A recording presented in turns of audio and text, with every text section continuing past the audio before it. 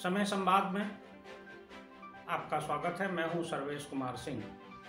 इस चुनावी मौसम में आज फिर राजनीतिक चर्चा में आज विश्लेषण करेंगे कांग्रेस का। कल हमने चर्चा की थी बहुजन समाज पार्टी की। बहुजन समाज पार्टी के उद्भव की, उसके जमीन से उठकर और दलित राजनीति का सिरमौर बनने तक के सफर पर हमने नजर डाली थी। आज नजर डालते हैं कांग्रेस की चुनावी यात्रा पर, विशेषकर उत्तर प्रदेश के संदर्भ में। कांग्रेस जो कि एक राष्ट्रीय पार्टी है, इसका ग्राफ उत्तर प्रदेश में बहुत ऊंचा रहा है, लेकिन कालांतर में कांग्रेस अपना वोट बैंक खोती रही है, जिससे इसका वोट परसेंटेज भी गिरता रहा। देखेंगे कैसे कांग्रेस का वोट परसेंटेज गिरा और कांग्रेस का वोट आखिर कहां गया। देखते हैं एक पड़ताल कि कहां गया कांग्रेस का वोट। देश की स्वतंत्रता के साथ ही कांग्रेस चुनावी राजनीति में उतरी और उत्तर प्रदेश में आज़ादी के बाद पहला चुनाव 1952 में हुआ। इस चुनाव में कांग्रेस ने प्रदेश की 430 सीटों में से 429 सीटों पर चुनाव लड़ा, जिसमें से 488 सीटें जीती। कांग्रेस को पूरे प्रदेश के जितनी सीटों पर चुनाव लड़ा उसमें 48% वोट मिला, यानी कि लगभग उत्तर प्रदेश के जो मतदाता है उसका आधा मत अकेले कांग्रेस को मिला। इसके बाद 1957 का चुनाव आया। 57 के चुनाव में कांग्रेस ने 430 सीटों पर चुनाव लड़ा, 286 सीटें जीती। वोट मिला 42.42%। कांग्रेस का वोट अगले चुनाव में ही उत्तर प्रदेश में कम हुआ। इसके बाद 1962 के चुनाव में 430 में से 429 सीटों पर कांग्रेस ने चुनाव लड़ा, सीटें जीती 249। मत प्रतिशत घट के हो गया 36.43%। 62 से ही कांग्रेस का मत प्रतिशत घटना शुरू हो गया। 1967 के चुनाव में 425 सीटों पर चुनाव लड़ा, सभी 425 सीटों पर, क्योंकि 1967 के बाद परिसीमन के बाद 1967 में 425 सीटों पर चुनाव हुआ था। इसमें कांग्रेस ने 199 सीटें जीती। मत प्रतिशत हुआ 32.20%।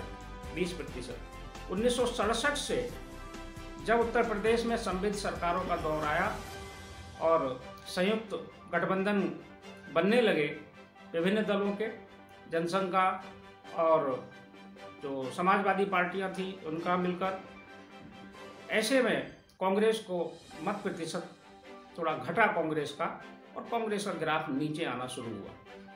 1969 के चुनाव में कांग्रेस 424 सीटों पर लड़ी, 211 सीटें जीती। मत प्रतिशत रहा 33.78%।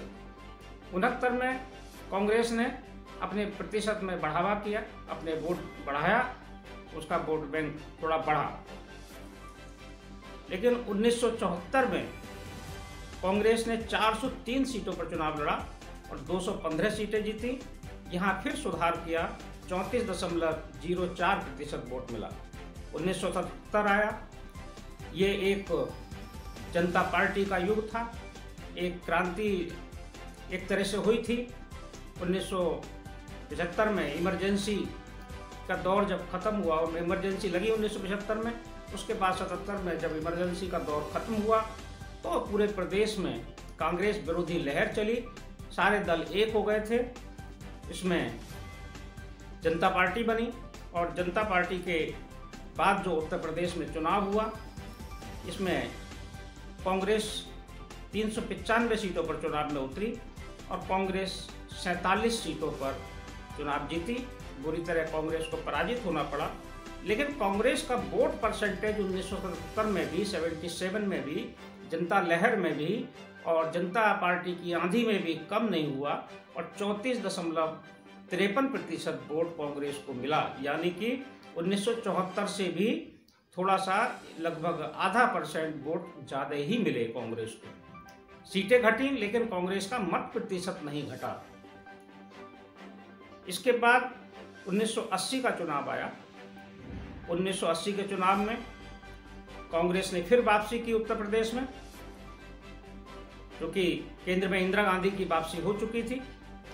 424 सीटों पर चुनाव लड़ा, 309 सीटें कांग्रेस ने जीती।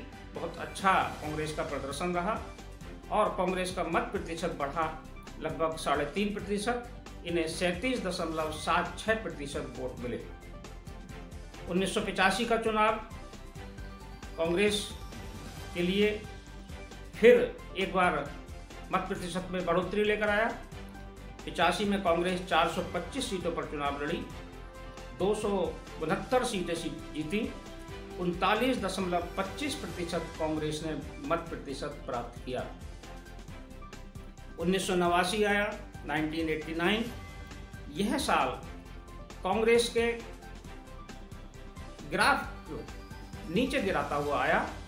कह सकते हैं कि एक तरह से उत्तर प्रदेश की राजनीति में कांग्रेस के एक तरह से पराभव होने की स्थिति यहीं से शुरू हुई। 1989 के चुनाव में कांग्रेस ने 410 सीटों पर चुनाव लड़ा, 94 सीटें जीती और मत प्रतिशत घटकर हुआ 28.89%। ये जनता दल का युग था, बीपी सिंह का युग था, जब बीपी सिंह ने जनता दल का गठन किया कांग्रेस से अलग होकर और तमाम विपक्षी दलों को अपने साथ जोड़ा था। उसके बाद जो जनता दल बना उसका परफॉर्मेंस उत्तर प्रदेश में सबसे अच्छा रहा 1989 के चुनाव में। यहाँ इस चुनाव के बाद मुलायम सिंह यादव मुख्यमंत्री बने थे, यानी कि मुलायम सिंह यादव के उद्भव के साथ ही कांग्रेस का ग्राफ नीचे गिरने लगा, पराभव होने लगा। 1991 का चुनाव आया। 1991 का चुनाव देश की राजनीति में एक टर्निंग पॉइंट लेकर आया। एक बहुत महत्वपूर्ण चुनाव था। ये माया, मुलायम और हिंदुत्व के मुद्दों पर लड़ा गया था। मायावती का उद्भव हुआ, मुलायम सिंह यादव का फैक्टर। उसके बाद जो चुनाव हुआ 1991 में कांग्रेस 413 सीटों पर लड़ी, 46 सीटें जीती और बहुत तेज़ी से मत प्रतिशत गिरा, वोट परसेंटेज गिरा कांग्रेस का। कांग्रेस को मिले 17.59% वोट। 1993 का चुनाव में ये चुनाव भी एक बहुत महत्वपूर्ण घटनाक्रम के बाद हुआ। उत्तर प्रदेश में अयोध्या में जो विवादित ढांचा था राम जन्मभूमि के स्थान पर, ये ढांचा गिरा और जिसे कुछ लोग बाबरी मस्जिद भी कहते थे, लेकिन वो राम जन्मभूमि का स्थल था। उसके गिरने के बाद जो चुनाव हुआ उसके बाद एक बड़ा परिदृश्य बदला और कांग्रेस ने 421 सीटों पर चुनाव लड़ा, लेकिन मात्र 28 सीटें जीती। कांग्रेस का मत प्रतिशत घटकर रह गया 15.11%।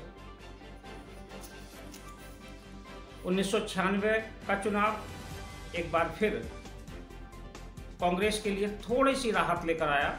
कांग्रेस ने हालांकि मात्र 126 सीटों पर चुनाव लड़ा, 33 सीटें जीत ली और मत प्रतिशत बढ़कर हो गया 29.33%।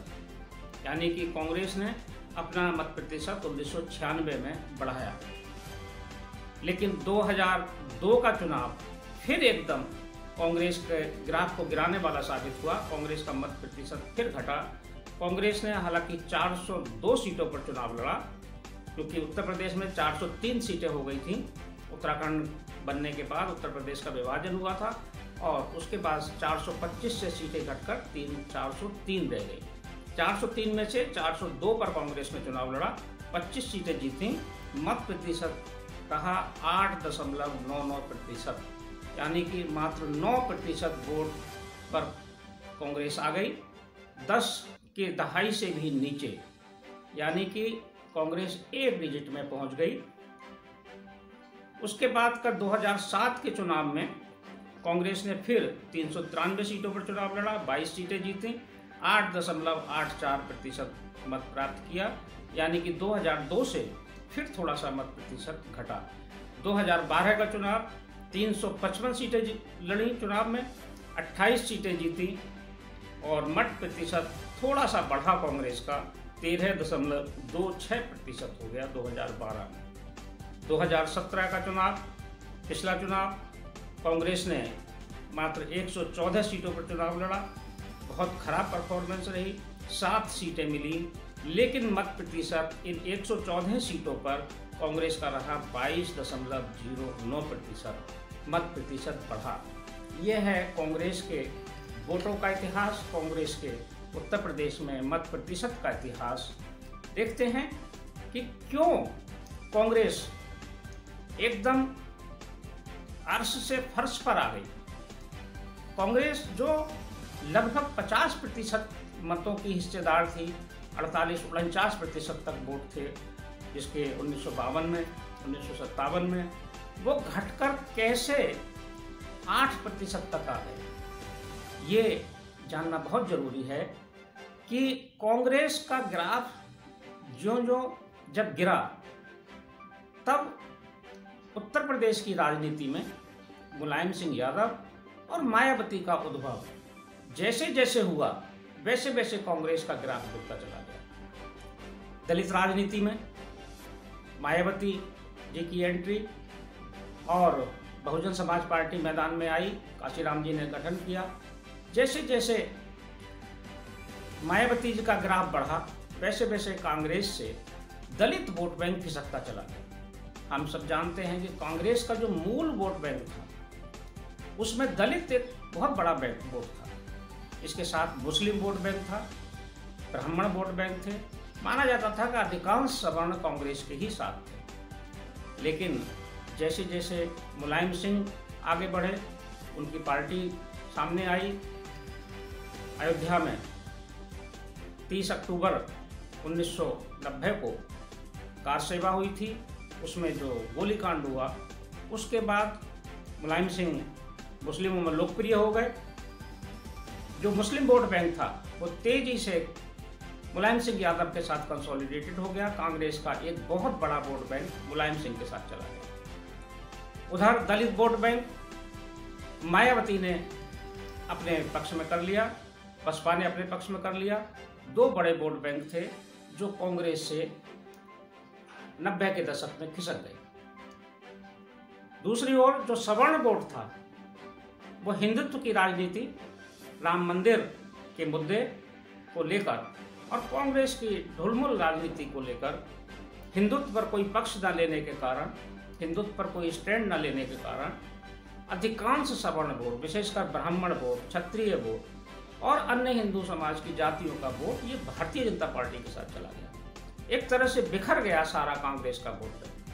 मुसलमान चले गए मुलायम सिंह यादव के साथ, दलित चले गए बहुजन समाज पार्टी काशीराम मायावती जी के साथ, और बाकी जो शेष वोट था, जो सवर्ण वोट था, ब्राह्मण, क्षत्रिय, वैश्य, अन्य हिंदू जातियां, वो सब चली गई भारतीय जनता पार्टी के साथ। ये कांग्रेस के नेताओं को सोचना पड़ेगा। वे फिर से प्रयास कर रहे हैं। 2022 के चुनाव में बहुत जोर शोर से कांग्रेस की नेता, युवा नेता प्रियंका गांधी वडेरा मैदान में उतरी हैं। वो संघर्ष भी कर रही हैं, लेकिन उन्हें ये सोचना पड़ेगा, ऐसी रणनीति बनानी पड़ेगी कि कैसे उनका वोट बैंक वापस आए। आखिर जो वोट उनका था, उसे खोजने के बजाय, उसको फिर से जोड़ने की बजाय, कांग्रेस कुछ ऐसे मुद्दों पर चुनाव लड़ रही है जिसका उसको बहुत ज़्यादा लाभ मिलता दिखाई नहीं दे रहा है। कांग्रेस को ये सोचना पड़ेगा कि जिन कारणों से उसका वोट बैंक खोया है, बिखरा है, उसे फिर से कैसे सहेजा जाए, तभी कांग्रेस का उद्भव हो सकता है। अन्यथा उत्तर प्रदेश में 2017 के जैसा ही परिणाम शायद 2022 में भी कांग्रेस के लिए रहे, क्योंकि दलित, मुस्लिम और शेष सवर्ण वोट तो दूसरे पार्टियों पर एक तरह से पूरी तरह से जुड़ा हुआ नजर आ रहा है। समय संवाद की चुनावी चर्चा में आज बस इतना ही। कल फिर मिलेंगे किसी खास विषय पर चर्चा के साथ, किसी विशेष राजनीतिक विश्लेषण के साथ। तब तक के लिए मैं सर्वेश कुमार सिंह आपसे विदा लेता हूँ। नमस्कार।